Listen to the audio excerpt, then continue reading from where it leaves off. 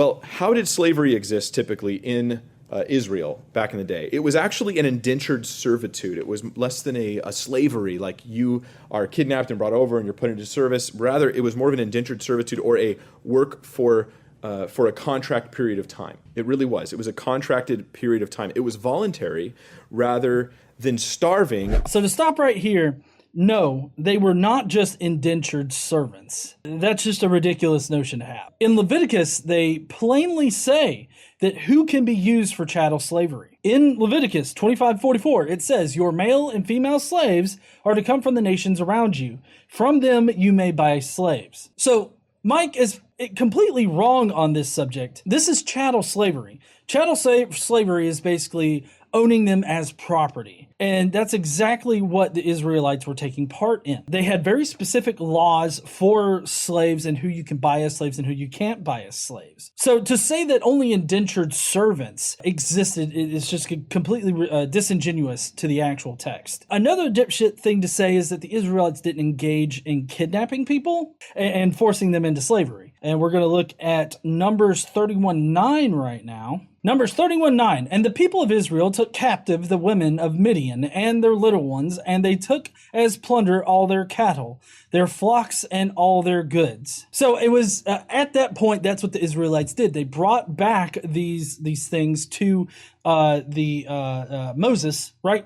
Moses got really pissed off because they brought all of this shit back. And then this is what Moses said to them. "Now kill all the boys and kill every woman who has slept with a man, but save for yourselves every girl who has never slept with a man." Now, why oh why would they have this particular caveat in their holy book if they had no slavery whatsoever, but yet they kidnapped after killing the entire village, which I guess you could, on a technicality, say it's not really kidnapping, but they took the virgin girls from this other nation, brought them back to Israel, and forced them into sexual slavery. And that's exactly what they did. So to suggest that the Israelites didn't partake in kidnapping of people and forcing them into slavery is just a ridiculous apologetic. Also, though, indentured slaves had a nice little hole in the law where their masters could actually force them to become a full slave. If his master gives him a wife and she bears him sons or daughters, the wife and her children shall be her master, and he shall go out alone. But if the slave plainly says, "I love my master, my wife, and my children, I will not go out free," then his master shall bring him to God, and he shall bring him to the door or the door post, and his master shall bore a hole in his ear.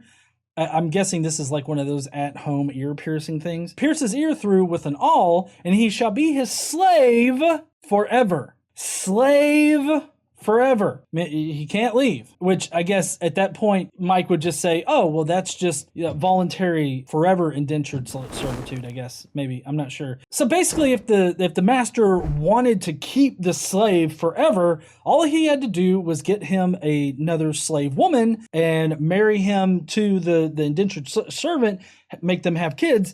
And then it's kind of like you either leave by yourself or you stay here with your family. If I really give you a choice between having your family and being a slave or being free, which one are you going to choose? And so it's not really a choice.